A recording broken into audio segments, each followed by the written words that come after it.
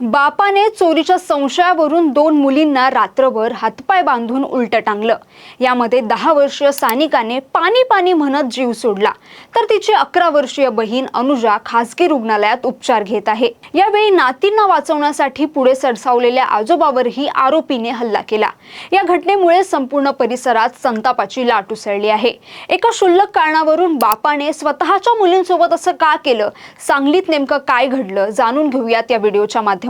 नमस्कार, मी जान्हवी जाधव आणि आपण पाहत आहात टाइम महाराष्ट्र। सांगली जिल्ह्यातील आटपाडी तालुक्यातील बनपुरी येथे ही माणुसकीला काळीमा फासणारी घटना घडली आहे।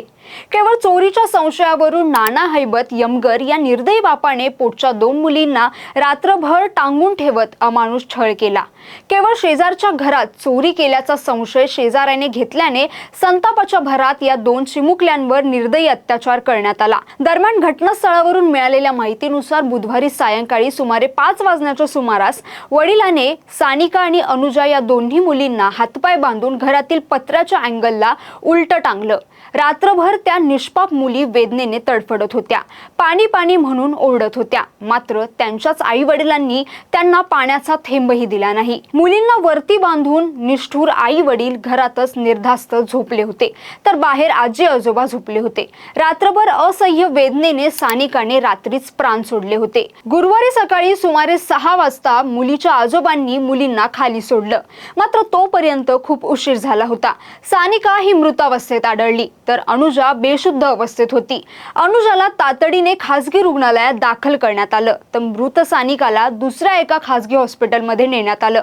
मात्र तिथे ती मृत असल्याचं डॉक्टरांनी सांगितल्यावर नातेवाईक सानिकाचा मृतदेह घरी घेऊन आले। मात्र ही घटना बाहेर येऊ नये म्हणून संबंधित कुटुंबियांनी मयत सानिकेचा अंत्यसंस्कार गुपचूप करण्याचा प्रयत्न केल्याची धक्कादायक बाब समोर आली आहे। आई वडील, आजी आजोबा तसेच काही नातेवाईकांनी मिळून हा प्रकार दडपण्याचा प्रयत्न केल्याचं बोललं जात आहे। मात्र जखमी अनुजाने रुग्णालयात शुद्धीवर आल्यानंतर डॉक्टरांना दिलेल्या जबाबात संपूर्ण प्रकार उघडकीस आलाय।